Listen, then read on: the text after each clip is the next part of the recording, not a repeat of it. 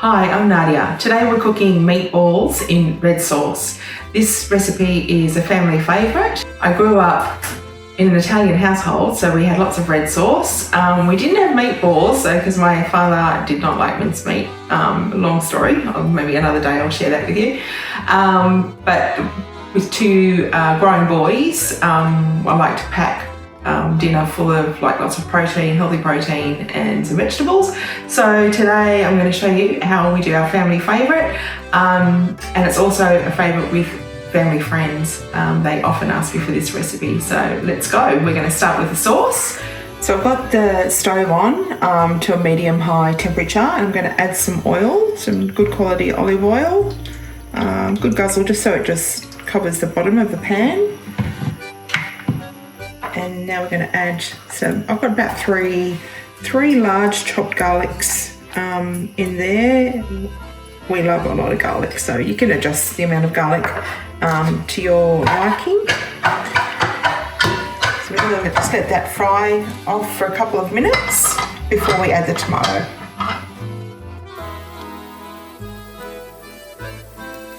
Okay, now the garlic's been cooking for a couple of minutes. You can see it's getting brown. We don't want it to burn. So I'm going to put in all the, I've got three 700 gram bottles of tomato passata.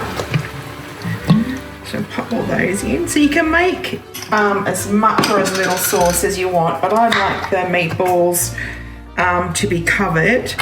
And I also like to make quite a large amount, so then it can feed the family for for a couple of meals. So now I've put 3 bottles in. I'm going to fill these bottles half with water and pour the water into the pot as well, just to make it a bit runnier, and so then it will cook down. There, I've got about half a bottle of water. Just pop the lid back on and give it a shake to get all that tomato off. And I'll just do that with the other 2 bottles as well.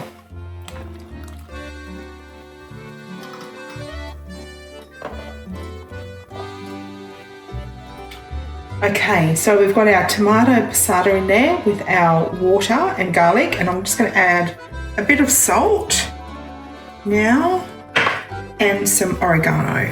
You can add some mixed Italian herbs, but I like just the flavour of the oregano in there. And give it a stir. And that's going to cook along nicely. It's going to start to simmer while we make our meatball. Okay, now we're going to start making the meatballs. So what I've got here are some breadcrumbs. So I like to make the breadcrumbs myself. This is just some bit stale, 2-day-old Italian bread that I've just whizzed up into some breadcrumbs. So there's a cup there. And to make the meatballs really super moist and delicious, we want to soak those breadcrumbs and make them really moist. So all we do is put in a cup of milk into the breadcrumbs.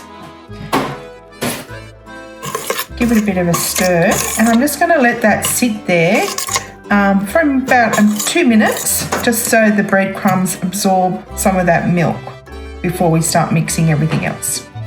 Okay, so my breadcrumbs have soaked up quite a bit of that milk. It's okay if you've got a little bit of milk still a bit runny there, because that's just going to add more moisture to your meatballs.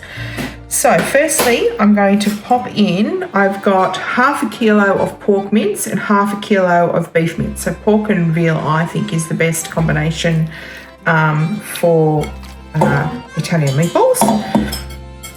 So we'll pop that in there. And then to that, we're going to add in 1 egg. I've got a cup of Parmesan cheese, freshly grated. That's going to add a beautiful depth of flavour to your meatballs. And because the cheese is quite salty, I'm still going to add a little bit of salt, but not too much. Salt, pepper, and some more dried oregano. You can add some fresh basil. You can add in however many herbs you want to, but I like a basil and oregano for my meatballs. And I find to initially start mixing, a fork is probably the best thing because it's going to squish all of those ingredients into your mincemeat. You can see it's nice and wet. So once you've got it mostly together, you're going to use your hands. If you don't like using your hands, you can just keep using a fork, or maybe get your kids to come and help you. They like to get their hands messy. I know my boys used to like getting their hands messy. Now that they're teenagers, they don't like getting their hands messy. Okay, so that's pretty well combined. Now I'm going to get my hands in there because I don't mind getting all messy with my meatballs and my food. So if you just squish it through your hands like that, you'll find that it's pretty well combined pretty quickly and ready to pop into the sauce. Okay, there we go. That's all nice combined. If you're a bit pedantic like me and you're not sure how they're going to taste, you can just get a little bit of meat in a little frying pan and just maybe cook like a couple of those. I know I do that for my meatballs sometimes if I just want to make sure that the flavours are there, and the kids often will smell them cooking and they disappear pretty quickly, so it is a good little treat, good little snack. But if you're just worried about how flavourful they're going to be, that's a good little tip. You can just fry off a couple. Okay, I'm just going to wash my hands and then we're going to roll the meatballs and pop them in sauce. Okay, you can see that the sauce has started simmering and sending a beautiful smell throughout your house. So now I'm going to start rolling the meatballs and I'm going to put them straight into the pot. So you don't need to dirty any more dishes. And a little trick that I do is I just get some spray oil and spray my hands with oil so then the meat doesn't stick and just makes it easier. So you can make these any size you like. I like sort of a medium size so you can have it in your mouth in one go, or cut it in half if you want to be a bit more delicate, but just sort of bite size. So I just roll and pop them in. Now this kilo of mince should make about 50 to 60 meatballs depending on your size. So if you do sort of that kind of size in the palm of your hand, that should give you about 55, I think. I made a big pot recently for a friend of mine, double batch of this, and it gave me 104, so I say 52 per kilo, according to my recipe. Yeah, so we're just going to keep filling up the pot as we go, and then give it a gentle stir because you don't want to squish the meatballs until they've kind of cooked a little bit and firmed up.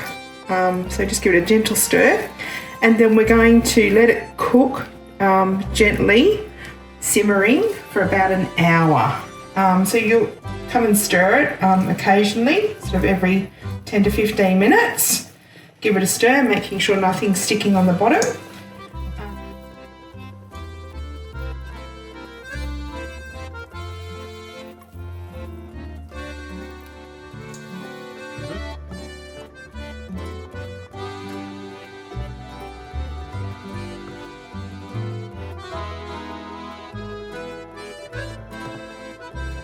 So the sauce has been cooking for about an hour and a half now, and you can see it's thickened up, that water's reduced down a bit, and all those tasty bits around the side, you want to scrape those down because they add flavour to your sauce.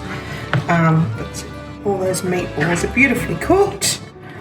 So now I'm going to plate some up. And then we have my Italian meatballs in red sauce. You can serve them on their own with some fresh crusty Italian bread or with some pasta, however you like.